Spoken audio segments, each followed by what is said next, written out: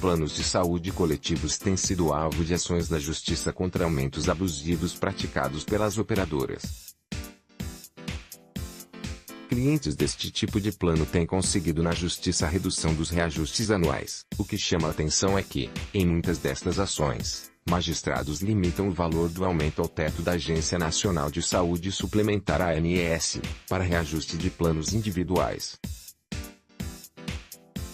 Em um dos casos, julgados pelo TJSP, a operadora aplicou reajuste de 17,36% nas mensalidades do plano de saúde em 2017. Na decisão, o juiz Sidney Tadeu Cardeal Banti, além de limitar o percentual de reajuste ao percentual firmado pela ANS para os planos individuais, também julgou como indevidos reajustes dos anos anteriores aplicados ao contrato da cliente, entre 2012 e 2016. Além disso, o magistrado determinou que o valor da diferença fosse devolvido pela operadora, acrescido de 1% de correção monetária por mês.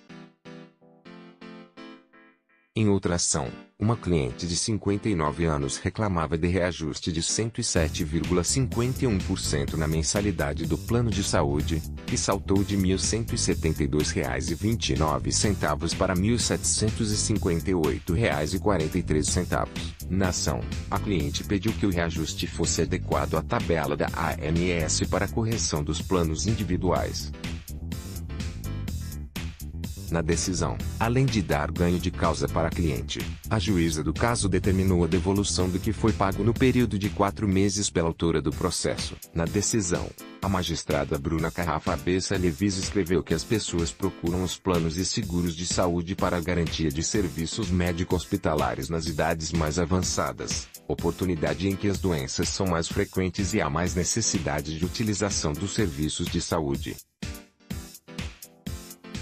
Assim sendo, quando se constata a majoração por faixa etária em percentuais elevados nas idades mais avançadas, conclui-se que a fornecedora de serviços médico-hospitalares almeja, ao menos de forma indireta e reflexa, a própria desconstituição do contrato, já que a inadimplência dos consumidores será natural e lógica.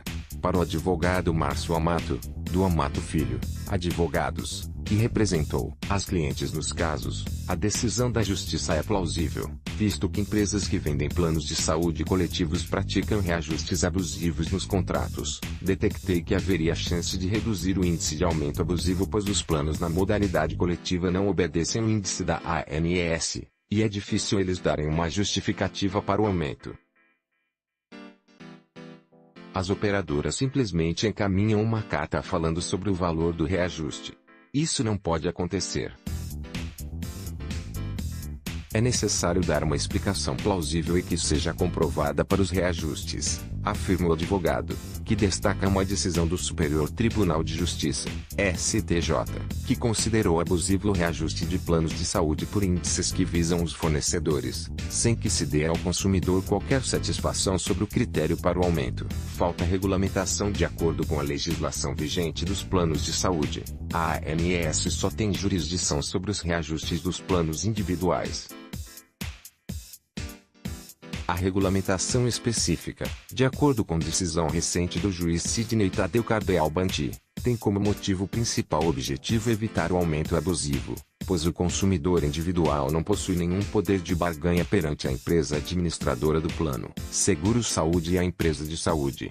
Na mesma decisão, Banti escreveu ainda que, por outro lado, nos planos coletivos, existe uma coletividade de pessoas que estão sendo representadas, na maioria dos casos, por associações de classe, as quais possuem milhares de consumidores e, por isso, um poder maior de barganha, o que causa na maioria das vezes a ausência de explicação para tal aumento do plano.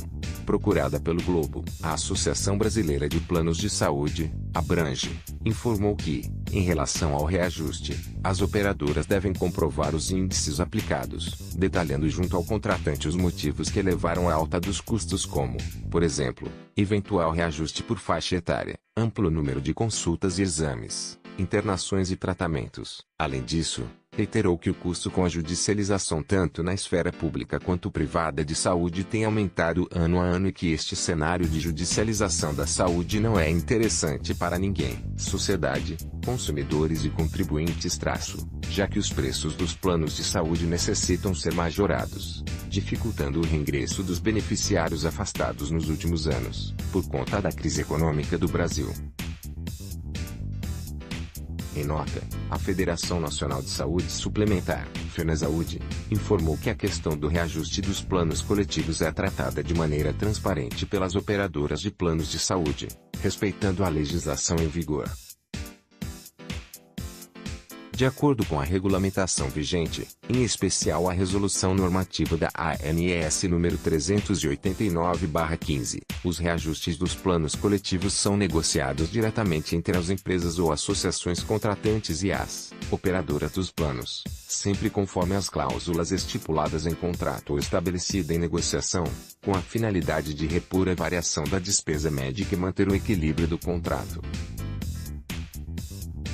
A FENASAúde destaca que a operadora é obrigada a fornecer à contratante um extrato pormenorizado com os itens considerados para o cálculo do reajuste, com antecedência mínima de 30 dias da data de aplicação do mesmo. A FENASAúde não interfere nessas negociações, que se dão livremente entre as partes, conclui a nota. Ações da Justiça disparam de acordo com o levantamento da Faculdade de Medicina da Universidade de São Paulo, FMUSP. As ações da Justiça contra planos de saúde registraram o maior número dos últimos 7 anos em São Paulo. Durante o primeiro semestre deste ano, o Tribunal de Justiça de São Paulo, TJSP, julgou 16.055 processos, em primeira e segunda instância. As principais causas das ações são relacionadas a negativas de cobertura e reajuste de mensalidade, entre janeiro e junho de 2011, quando o levantamento foi feito pela primeira vez. Foram registradas 3.300 ações, número que subiu para 14.623 em 2017. Desde o primeiro ano da pesquisa até hoje, o aumento é de 386%. A pesquisa também destaca que, do total de casos da Justiça paulistana em 2018, 28,68% são relacionados à insatisfação dos consumidores com o reajuste da mensalidade. Comparado ao mesmo período do ano passado, o aumento foi de 4%, quando o percentual de casos foi de 24,26%. Em 2011, esse número era de 14,78%.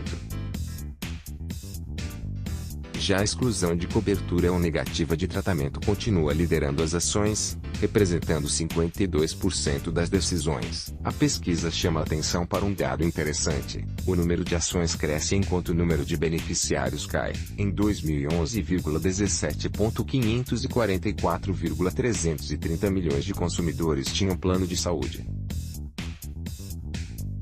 Neste ano, o número baixou para 17.308,464. Em São Paulo, por dia, o Judiciário recebe 127 novos casos.